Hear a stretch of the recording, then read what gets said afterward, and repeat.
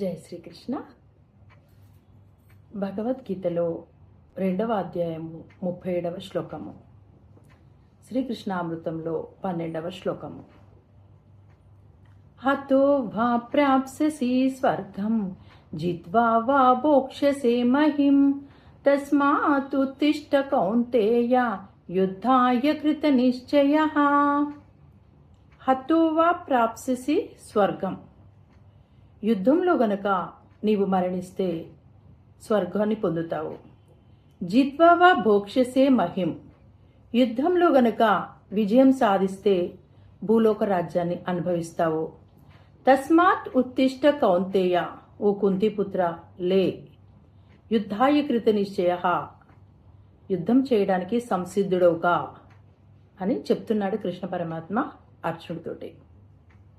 అంటే ఇక్కడ ఏంటి, శ్రీకృష్ణుడు అర్జునుడికి యుద్ధం చేయడానికి ప్రోత్సహిస్తున్నాడు, అధైర్యపడవద్దని చెప్తున్నాడు. ఒకవేళ నువ్వు యుద్ధం చేస్తే గనక యుద్ధం చేస్తూ గనక చనిపోతే స్వర్గలోకం ప్రాప్తిస్తుంది. ఒకవేళ నువ్వు యుద్ధంలో గనక విజయం సాధిస్తే రాజసింహాసనాన్ని అధిష్ఠిస్తావు, భూలోక రాజ్యాన్ని అనుభవిస్తావు, రాజభోగాలను అనుభవిస్తావు, రాజ్యాధికారం నీకే వస్తుందని చెప్తాడు. కాబట్టి నువ్వు యుద్ధం చేయడానికి సంసిద్ధంగా ఉండని అంటున్నాడు కృష్ణ పరమాత్మ. అంటే మనమందరం కూడా ఈ భూమి మీద జన్మ తీసుకున్నామంటే యుద్ధరంగంలోకి ప్రవేశించినట్టే. చిన్నప్పటి నుంచి చనిపోయేంత వరకు సంఘర్షణకు లోనవుతూనే ఉంటాం. చిన్నప్పుడు స్కూలు, తర్వాత కాలేజ్, తర్వాత ఉద్యోగం కోసం, తర్వాత పెళ్ళి, పిల్లలు, మళ్ళీ వాళ్ళ చదువులు, ఈ విధంగానే జరుగుతూ ఉంటుంది. అంటే మనం పుట్టిన దగ్గర నుంచి చనిపోయేంత వరకు ప్రతి ఒక్కరికి, ఏ స్థాయిలో ఉన్న వాళ్ళకైనా ఒక జీవిత ధ్యేయం అనేది ఉంటుంది. దానికోసం వాళ్ళు పరిగెత్తడం అనేది ఉంటూనే ఉంది. ఆ సంఘర్షణకు లోనవుతూనే ఉంటారు. ఇప్పుడు ఒకవేళ వాళ్ళు ఏదైనా ఒక పని చేసినప్పుడు ఆ పని సక్సెస్ అయినప్పుడేమో ఓకే, ఆనందంగా ఉంటారు. ఒకవేళ ఫెయిల్యూర్ అవుతే మాత్రం తట్టుకోలేకపోతారు, దుఃఖంతో ఉంటారు. కాబట్టి మన జీవితంలో కనుక ఏదైనా ఒక జీవిత ధ్యేయాన్ని పెట్టుకున్నప్పుడు దానికి సంబంధించిన పనులన్నీ మనము బాగా చేస్తూ ఉండాలి. దాని యొక్క ఫలితం గురించి ఎక్స్పెక్ట్ చేయకుండా ఆ పని కోసం ఎంత చేయాలో అంత కృషి చేస్తూ ఉండాలి. దాని యొక్క ఫలితాన్ని కర్మకు వదిలేయాలి. అప్పుడేమవుతుంది, మనము సక్సెస్ అయితే ఓకే, ఫెయిల్యూర్ అయిందనుకో ఒక అనుభవాన్ని పొందుతాం. అప్పుడు దాన్ని మన కర్మగా భావించాలి, మళ్ళీ మళ్ళీ ప్రయత్నం చేస్తూ ఉండాలి. అంటే ఈ శ్లోకాన్ని ఈ విధంగా మన లైఫ్లో ఇంప్లిమెంట్ చేసుకోవాలి. అంటే ఇప్పుడు ధ్యానంలోకి వచ్చిన కొత్త వాళ్ళు ఉంటారు, కొత్తగా ధ్యానం చేసేవాళ్ళు. అంటే నాకు ధ్యానం కుదరట్లేదు అని బాధపడాల్సిన అవసరం లేదు. ఎన్ని అవాంతరాలు వచ్చినా, ఎన్ని ఆటంకాలు వచ్చినా ఆ ధ్యాన సాధనకి చేస్తూనే ఉండాలి, కూర్చుంటూనే ఉండాలి, ప్రతిరోజు సాధన చేస్తూనే ఉండాలి. నాకు కుదరట్లేదని మళ్ళీ వెనక్కి పోకూడదు. కాబట్టి మన ప్రయత్నాలన్నీ మనము చేస్తూనే ఉండాలి.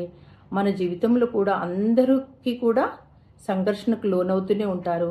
అలా అయినప్పుడు ఎప్పుడు కూడా దుఃఖపడకుండా ఉండాలి. మనము ముందుకు వెళ్తూనే ఉండాలి.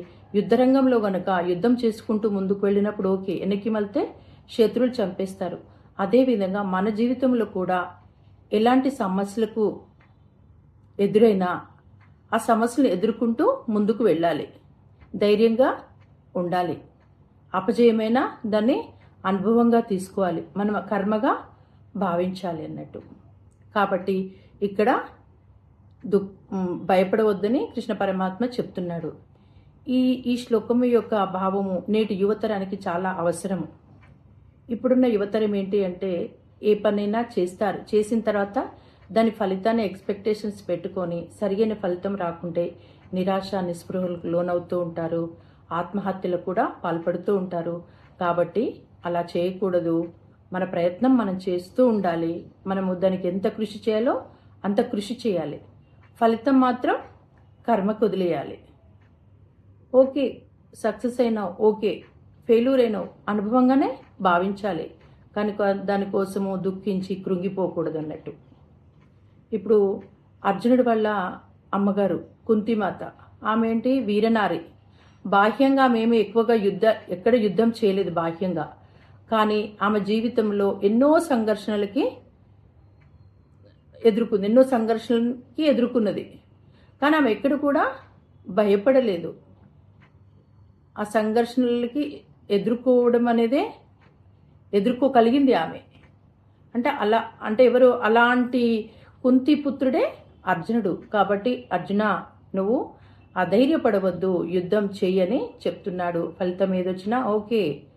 ఒకవేళ చనిపోతే స్వర్గం పొందుతావు, ఒకవేళ విజయం సాధిస్తే భూలోక రాజ్యాన్ని అనుభవిస్తావని చెప్తున్నారు ఇక్కడ కృష్ణ పరమాత్మ.